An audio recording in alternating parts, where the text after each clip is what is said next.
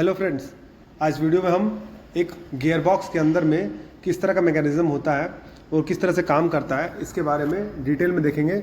ये हमारे पास एक गियर बॉक्स है, ठीक है। जो नॉर्मली हम इस तरह के गियर बॉक्स को यूज़ क्या करते हैं, कन्वेयर बेल्ट को चलाने में करते हैं या फिर कोई लोड को ड्राइव करने में करते हैं। तो किस तरह से पावर ट्रांसमिट होता है आइए एक एक करके देखते हैं।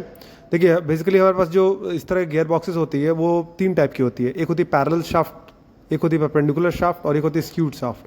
तो पैरेलल शाफ्ट में क्या होता है कि जो प्राइमरी इनपुट का जो डायरेक्शन होगा रोटेशन का, वही हमारे इसके आउटपुट का डायरेक्शन होगा, ठीक है। और दोनों के एक्सिस जो है आपस में पैरेलल होंगे। यहाँ पर देखिए ये जो एक्सिस है इसका एक्सिस और जो आउटपुट शाफ्ट का एक्सिस है आपस में 90 डिग्री एंगल पे है, तो इसको हम लोग परपेंडिकुलर शाफ्ट कहते हैं। तो इसमें हमको डिफरेंट टाइप का यूज़ करते हैं। तो ये देखिए सबसे पहले ये बियरिंग आता है, यहाँ पर हमारा मोटर कनेक्टेड होता है। मोटर के बाद ये बियरिंग की हाउसिंग है। यहाँ पर गियर बॉक्स के अंदर में बियरिंग का स्टेशनरी पार्ट यहाँ पर फिक्स होता है। उसके बॉडी में अंदर में इसमें बॉल बियरिंग या रोलर बियरिंग जिस तरह का भी रेटिंग है उसके अकॉर्डिंग वो चेंज होता है। तो अंदर में आप इसमें बियरिंग देख सकते हैं, तो इसमें बियरिंग का यूज़ होता है। उसके बाद बियरिंग के यूज़ होने के बाद वहाँ से जो शाफ्ट होता है उसके बाद दूसरे बियरिंग हाउसिंग में आता है, ठीक है। उसके बाद जो बियरिंग हाउसिंग में आता है, ये बियरिंग हाउसिंग के बोल्ट्स है। इस बियरिंग हाउसिंग के बाद जो हमारा गियर इसमें यूज़ होता है उसको हम लोग बेवल गियर बोलते हैं, क्योंकि यहाँ पर परपेंडिकुलर शाफ्ट है, इसे हमें बेवल गियर बोलते हैं। ये यूनिट और उसके बाद वाली यूनिट, ये यूनिट उसके आप 90 डिग्री पे जो देख रहे हैं एक्सिस जिससे इंगेज्ड है, इसको हम लोग बेवल गियर बोलते हैं। ये देखिए ये पावर ट्रांसमिट करने के काम में आएगी। ये एक्सिस और ये एक्सिस आपस में 90 डिग्री में है, तो इसे हम लोग बेवल गियर बोलते हैं। और परपेंडिकुलर शाफ्ट के और भी गियर्स होते हैं, जैसे कि वॉर्म टाइप होता है, स्पीरॉइड टाइप होता है, तो उसके बारे में हम लोग अभी डिस्कस नहीं कर रहे हैं। ये बेवल टाइप का है, तो इसमें हम लोग बेवल टाइप के बारे में डिस्कस करेंगे। इससे लोड इसमें ट्रांसमिट होता है और उसकी गियर रेशियो जो है टीथ रेशियो के इक्वल में होता है। देखिए आपको पता है अगर मैकेनिकल में अगर पावर ट्रांसमिट होता है तो जो उसका स्पीड होता है वो इन्वर्सली प्रोपोर्शनल होता है उसके नंबर ऑफ टीथ्स पे। तो देखिए इसके ये यहाँ पे इसका बियरिंग हाउसिंग है, ये जो शाफ्ट है इसके बियरिंग हाउसिंग पर रेस्ट कर रहा है। अब बॉडी में इसका स्टेशनरी पार्ट है, अंदर में उसका मूवेबल पार्ट होगा बियरिंग हाउस के। सिमिलरली दूसरे साइड का बियरिंग हाउस ये इस तरह का है बियरिंग हाउस, ठीक है। उस पर ये रेस्टेड है ये एक्सिस। तो मैंने आपको जैसे बताया कि जो पावर ट्रांसमिट होता है उसमें जो स्पीड होता है वो इन्वर्सली प्रोपोर्शनल होता है किसके, नंबर ऑफ टीथ्स के। तो ज़्यादा नंबर ऑफ टीथ होगा तो उसका स्पीड कम होगा। देखिए ये जो टीथ जो मैंने अभी आपको दिखाया जो हॉरिजॉन्टल शाफ्ट है ये हेलिकल टाइप का टीथ है, ठीक है। ये हेलिकल टाइप का टीथ है। इसमें देखिए जो शाफ्ट का एक्सिस से हेलिकल के डायरेक्शन में है, तो इसमें एरिया ऑफ ये बढ़ जाता है, एरिया ऑफ कॉन्टैक्ट बढ़ जाता है। तो उसके अपने अलग एडवांटेज। देखिए इसका नंबर ऑफ जो टीथ्स है इसमें ज़्यादा है, तो इसमें जो इसकी स्पीड होगी वो कम होगी कंपैरेटिवली। ऑब्वियसली जो मोटर से कनेक्टेड है वो स्पीड से ये स्पीड रिड्यूस होता है। हर बार गियर शाफ्ट चेंज होता है, तो हर बार शाफ्ट का गियर चेंज होता है तो नंबर ऑफ टीथ्स चेंज होता है। तो इस गियर के अकॉर्डिंग में ये इसके साथ अटैच है। और ये जो देखिए ये इसका बियरिंग हाउस है। ये जो बियरिंग हाउस है ये स्टेशनरी पार्ट है, उससे ये कनेक्टेड है और ये शाफ्ट दूसरे बियरिंग हाउस से कनेक्टेड है। तो ये इसके लोड ट्रांसफ़र में काम आएगा, ठीक है। इसके साथ ये अब कनेक्टेड है, ठीक है।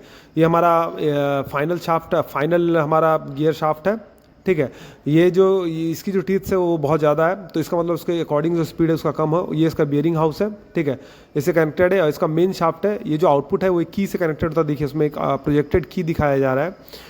तो ये इसका शाफ्ट है, देखिए जो प्रोजेक्टेड की है उससे फाइनली लोड कनेक्टेड रहता है, ठीक है। ये इसका शाफ्ट है, इससे कनेक्टेड है। और ये इसका बियरिंग हाउस है, आउटपुट और इनपुट दोनों साइड का बियरिंग हाउस है।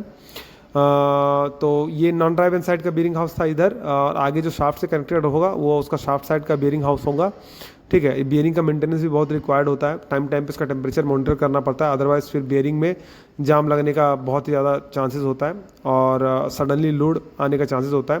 तो इस तरह का इस तरह के जो शाफ्ट होता है उसको पैरेलल शाफ्ट बियरिंग हाउस बोलते हैं, परपेंडिकुलर शाफ्ट बियरिंग हाउस बोलते हैं। और जो गियर है उसको हम लोग बेवल गियर बोलते हैं। तो सबसे पहला वाला जो गियर है आप देख सकते हैं वो एक बेवल गियर है, वो डायरेक्टली मोटर के शाफ्ट से कनेक्टेड रहता है जिससे कि लोड ट्रांसमिट होता है। बेवल गियर का यूज़ हम लोग कर रहे हैं इसमें। अभी मैं आपको एक और गियर बॉक्स दिखाऊंगा जिसमें हम लोग पैरेलल शाफ्ट का यूज़ करेंगे, ठीक है। उसमें जनरली हम लोग पैरेलल शाफ्ट में स्पर टाइप का यूज़ करते हैं, जिसमें कि जो एक्सिस जो शाफ्ट का एक्सिस होता है उसके पैरेलल में गियर का टीथ होता है, ठीक है। तो इसमें हेलिकल है, यहाँ पर देखिए जो बड़ा वाला शाफ्ट है उसमें हेलिकल है, उसके बाद वाला में भी हेलिकल है। तो इस तरह से हेलिकल लोड ट्रांसमिट हो रहा है इसमें। और सबसे फर्स्ट वाला गियर जो है वो है बेवल गियर, ठीक है। तो इस तरह से इसका यूज़ हम लोग करते हैं, ठीक है। ये जो आउटपुट की है उससे फिर वो लोड कनेक्टेड रहता है, ठीक है। आइए आपको दिखाते हैं हूँ, जिसमें कि पैरेलल इस तरह का कनेक्टेड है। देखिए ये पैरेलल शाफ्ट है, इसमें देखिए इनपुट साइड में शाफ्ट और आउटपुट साइड में शाफ्ट दोनों पैरेलल है, ठीक है। और इसमें डिफरेंट डिफरेंट स्टेजेस होता है, तो गियर कपलिंग के डिफरेंट डिफरेंट स्टेज है, 1 2 3।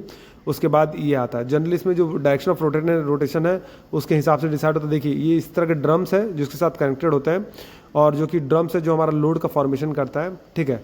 इसी ड्रम से कोई बेल्ट ड्राइव होता है, और भी बहुत सारे और तरीके के लोड्स भी इसमें कनेक्टेड हो सकते हैं। तो मैं आपको टिपिकल ड्रम लोड दिखा रहा था इसमें, ठीक है। इस तरह से नंबर ऑफ स्टेजेस भी डिफरेंट डिफरेंट होता है, तो उसमें डायरेक्शन उसके हिसाब से हम लोग को चेक करना पड़ता है कि डायरेक्शन क्या होगा। तो सपोज कीजिए कि एक पहला स्टेप, फर्स्ट वाला जो गियर है वो अगर क्लॉकवाइज होगा तो सेकंड वाला एंटी क्लॉकवाइज होगा, और दूसरा वाला का सेम होगा। यानी कि अगर पहला स्टेज है और जो थर्ड स्टेज है उसका डायरेक्शन सेम होगा, थर्ड और फिफ्थ का सेम होगा, सेकंड और फोर्थ का सेम होगा। तो इस तरह से आप इसमें कंप्यूट कर सकते हैं, ठीक है, क्योंकि